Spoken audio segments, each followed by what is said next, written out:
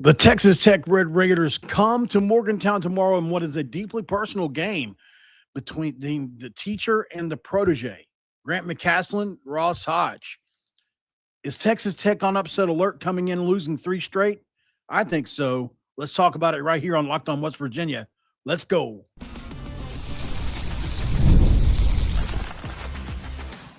You are Locked On West Virginia, your daily podcast on the West Virginia Mountaineers, part of the Locked On Podcast Network, your team every day. What's up, guys? Welcome back in. My name is Mountaineer Paul. I am your host here. Would like to welcome you back into Locked On West Virginia, baby, where we're talking Mountaineer hoops tonight, and I appreciate you so much for being here for that as we dive into this. And, guys, we can't go any further without mentioning our channel sponsor today, brought to you by Game Time. Download the Game Time app, create an account, and use that code LOCKEDONCollege for $20 off your first purchase. Love to thank you for making Locked On West Virginia your first listen and for being a part of the Locked On Podcast Network, where we're talking about your team, the Mountaineers, every single day. Happy birthday, West Virginia University. Appreciate you, everything that you've done for me over my life. What an awesome 60 years or whatever it's been. Amazing. And hopefully here's to 160,000 more years if we're lucky.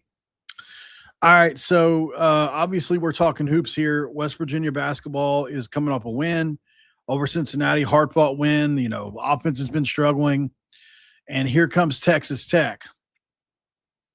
Here's my read. Texas Tech is absolutely a dangerous team coming in here losing three straight. Very much like Baylor, just because they've lost 7 of 8 or whatever it is means nothing, right? And West Virginia, I think West Virginia can steal this one for sure. This is the kind of game that tells you who you are, because Sunday in Morgantown, West Virginia is not just going to get ranked number 13 ranked Texas Tech. They're going to get a coach who knows Ross Hodge's system. They're going to know his tendencies, probably know the language. They're going to know his DNA because he helped build it, right? This is Grant McCasland's style, right? So, he's starting across the sideline for the man he's followed twice in his career. Midland in 2009, North Texas when he was promoted to the head coach after McCasland took the Texas Tech job in 2023. So this isn't just about basketball. This isn't just Big 12 basketball. This is literally teacher versus protege. And it's the kind of game where one adjustment can swing the whole thing, right? Because when you look at some of the matchups in this game, I think it's pretty obvious that the big storyline is going to be Hodge versus McCasland, right? That's the storyline. But there are some matchups that we need to be watching. Texas Tech can hit a lot of threes.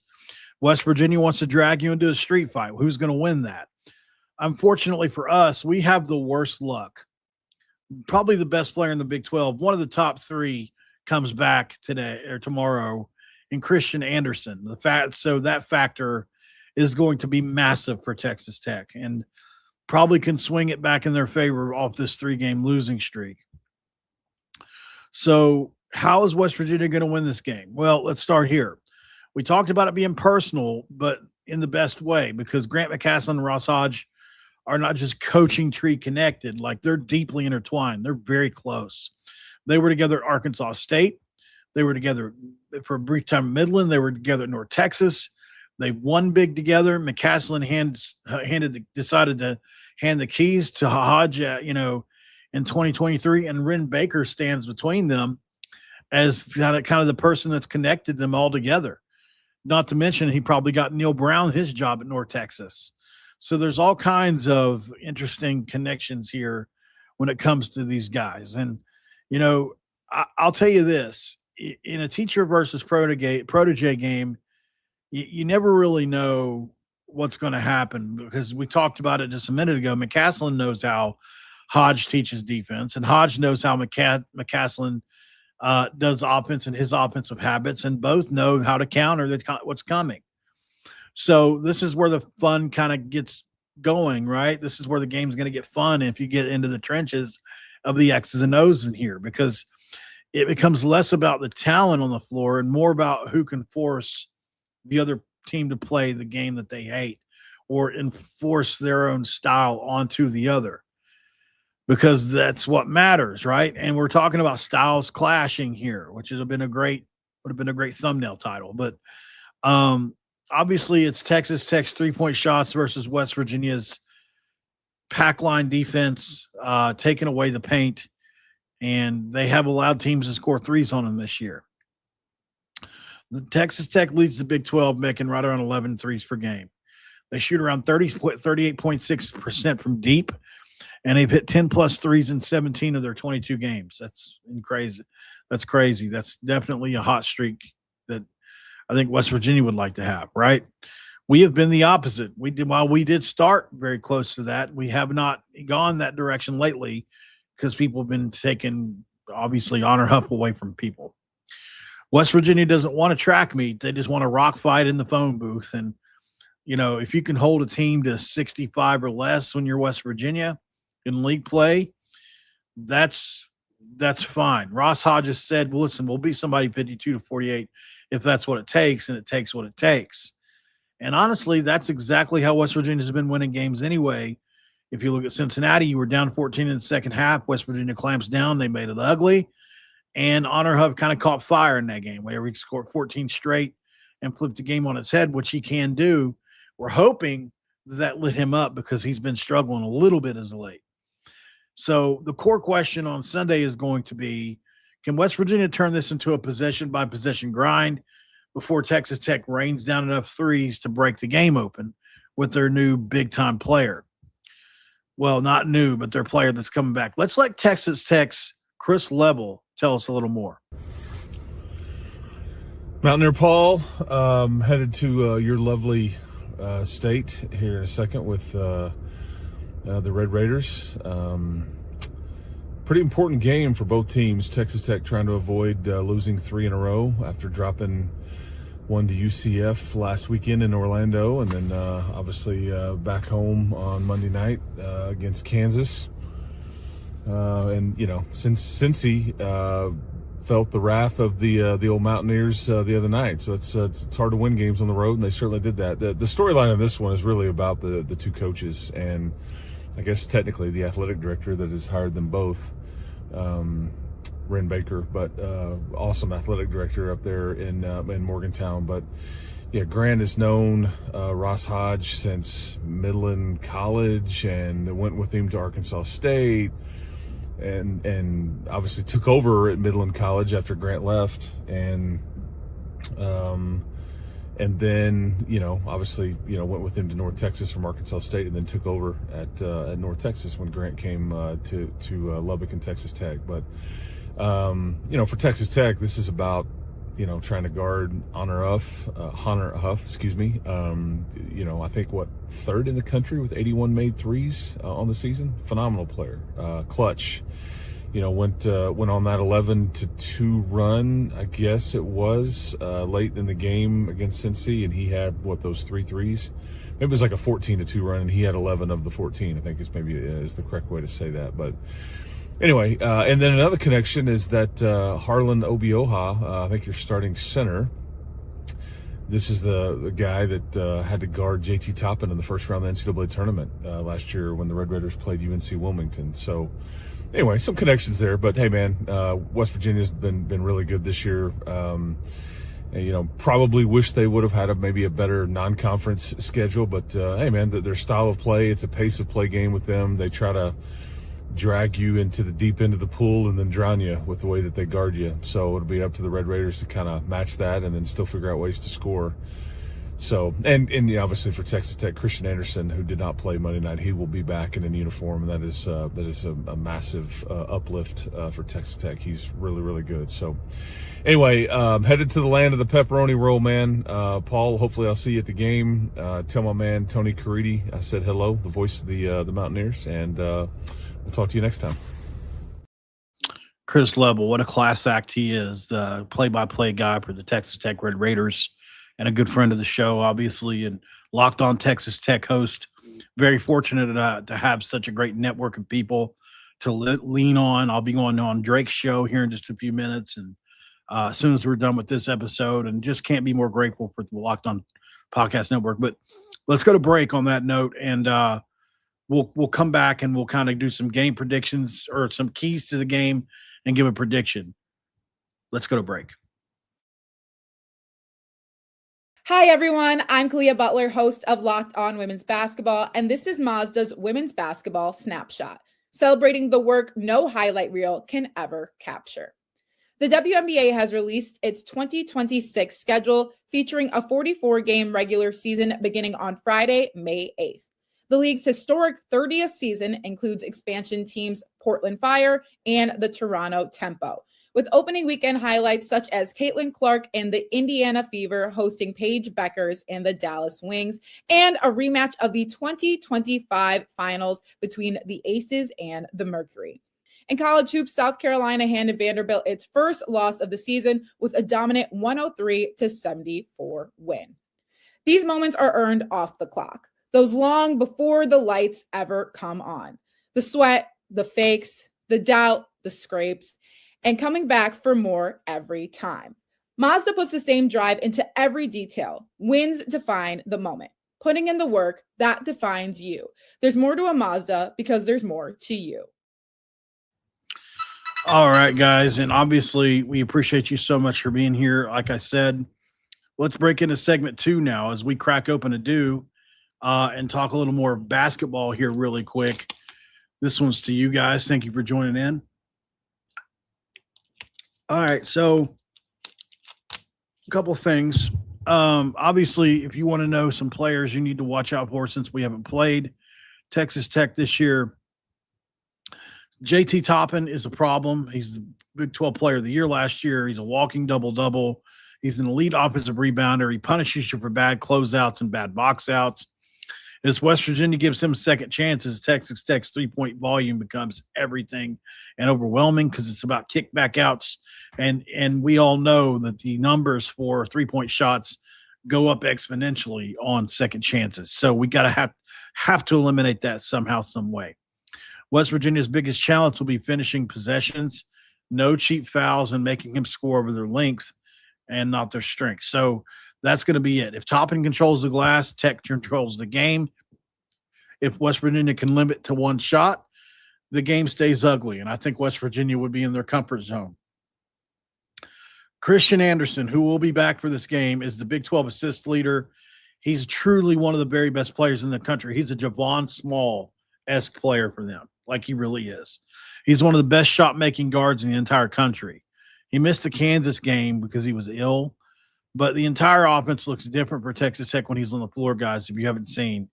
If he plays and looks normal, Tech's spacing improves immediately. Their rotations are going to be near perfect, and they're going to have fewer late clock possessions because he can really shot create. If Anderson is limited, West Virginia can kind of load up on shooters. You know, they can get in the passing lanes and get tight, and Tech can become a little more predictable. This is by far, one of the more important storylines in the game. And Anderson's rhythm is going to probably determine Tech's ceiling in this game. Donovan Atwell is a flamethrower. He can shoot the heck out of the ball. One of the cleanest high-volume shooters in the league. He can hit 4 or 5 threes at a time. He hit 4 threes in 5 minutes at one point in this year. He's very similar to Honor Huff in that way. And, on those kickouts and broken coverages, man, he'll make you pay. Chase him off the line, close out and get to be under control.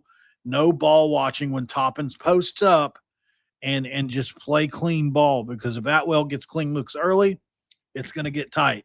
If West Virginia makes him, put it on the deck, that's like similar to what you would want like against Eagle Staff. I would rather have Eagle Staff driving to the rim than I would him shooting open shots, right? So it's very similar. Then you got LaJuan Watts, who is a very big-time glue guy for them. He's smart. He does the dirty work that McCasland loves. He can score without making plays being run for him, which is big. He's a physical kid. And, he keeps Texas Tech steady during droughts in a lot of cases. You see him being a little microwave for them. He really hurts you when you overhelp, too. He's got that veteran presence that you need and will really help them in a hostile building in West Virginia and Morgantown. And he's the guy that's quietly kept Tech alive during this stretch where it's been rough on them. So West Virginia can't afford to lose track of him when they're focused on the other big stars that they have. Last but not least, you want to look for Jalen Petty, who is a freshman guard that is going to be a really good player for them. He's not afraid of big moments. He's capable of momentum swinging shots. And what you got to do to him is make him defend. You can get him in foul trouble. You can test his discipline and force him into bad decisions and knock him out of rhythm. But if he plays loose, their offense becomes really dangerous, guys. It's kind of like Barry's from Arizona the other day. Once he got going, it was rough for us. So if you want to talk about some game keys here, Texas Tech wants early offense. They want the drag strings. They want the quick trigger threes. West Virginia wants long possessions, late clock decisions, physical half-court defense. And if the game feels rushed, this is going to be advantage Texas Tech. Up and down, that's advantage Tech. If the game feels uncomfortable, that's advantage West Virginia. So West Virginia is going to have to dictate the pace from the opening tip and all that. So that's key number one. Key number two, finish the defensive possessions out. JT Toppin is elite on the offensive glass. You're going to have to figure out a way to, to keep Texas Tech from rebounding those threes, because their best shots come after those missed shots. And if you miss box outs, then it's going to be in scramble situations, man. One extra rebound is going to be another kick out three, right? So West Virginia has to gang rebound, hit first, and eliminate second chances however you have to, because one and done possessions are going to make West Virginia a much tougher out today. Last but not least, run shooters off the line, man. You do it without overhelping. It's tough, but Texas Tech is going to thrive on drive and kick, one extra pass, rhythm threes, that kind of stuff. If you overhelp, that's going to lead to the corners being open. They're going to go on big runs, and West Virginia is not going to be able to close out a game where they're making runs. So close out under control, force mid-range attempts if you can, and live with the contested twos, because at the end of the day, you don't want them to be able to just catch and shoot the ball. That's it. Also, I would throw in there Christian Anderson's rhythm. Is he going to be a little rusty? Can you make him work? Can you pressure the dribble? Can you bump him off his spots? Can Jasper Floyd do that? If you can make him start possessions late, maybe guard him up the floor, things like that, make him give up the ball early, make others create besides him. Because if you can't, it's going to be a rough night for you. But, make Tech uncomfortable initiating offense in this game. And I do have another key, actually, two more, if I actually think of two more. You want to win the first 6 to 8 minutes of this game, right? Because Tech's coming off 2 straight losses. They showed some really big late game frustration in the other games that I saw. So, in the early, West Virginia physicality can play a factor in testing their composure. That will be big. Bring the crowd into it and just get them out of the building early, because if you can get them down early, it would be such a big deal for West Virginia. You could set the tone early. If not, you're going to pay for it later. Break the trend of starting slow. Last but not least, for real this time, let Honor Huff close the game, right? He's a closer. He's the momentum guy for this team. He is the literal rocket fuel to this team, and he thrives in ugly games, where he's like the only guy, and he's our late clock, late half, late game formula. Get stops, push up the chaos, and let Honor Huff hunt rhythm threes. If it's tight late, get it to Honor Huff. Even if he's 1 for 8, 1 for 9, it don't matter. That way you can win the battle there. So at the end of the day, slow the game in possessions, chase the shooters, disrupt the point guard, let Honor Huff finish. If you do that, I think West Virginia has a real shot to knock off number 13 Texas Tech in this game. And that is, at the end of the day, the most important thing of the season so far, because West Virginia is obviously ranked 75th or 78th in the net, NET, and other rankings. So we're outside the bubble looking in. You win this game, you get a quad one victory, and you're in really good shape. So going to break one more time. We'll come out of this break, and then we'll put a bow on this one. We can't go anywhere without talking about our friends from Indeed. And look, guys, when it comes to Indeed, I got to tell you, hiring isn't just about finding someone willing to take the job. It's about finding the right person with the right background who can actually help your business moving forward.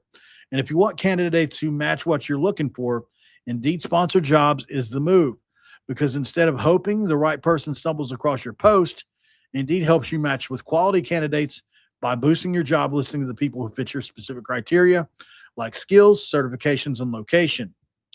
It saves time because you're spending less time sorting through mismatches. With sponsored jobs, your posts get seen by candidates who are actually fit for the job. And here's the stat that says it all. While you've been watching this, 27 hires have happened on Indeed, according to Indeed data worldwide. So if you're hiring, spend less time searching and more time interviewing candidates who check your boxes with Indeed sponsored jobs. Listeners of this show will get a $75 sponsored job credit to help your job with the premium status it deserves at Indeed.com/podcast. That is Indeed.com/podcast.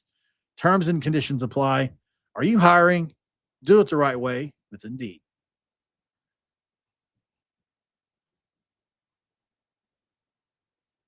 And of course, we can't forget about our friends at Game Time. With Game Time, it's pretty simple, guys.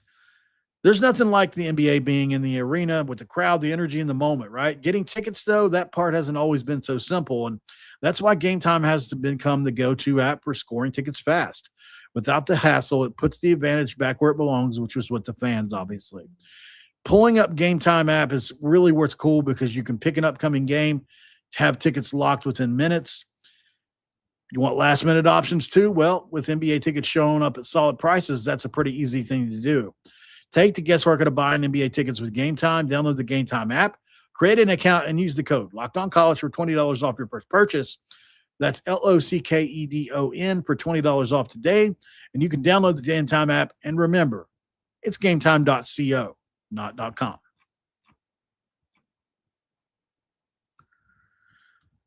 All right, guys, thank you for being here. I got to run out. We're going to go do Drake Toll's show. Before we do, I have to pick a winner. I'm going to pick West Virginia to win the game. I think we're in position. They've lost 3 straight. We're at home. We've only lost 1 game at home.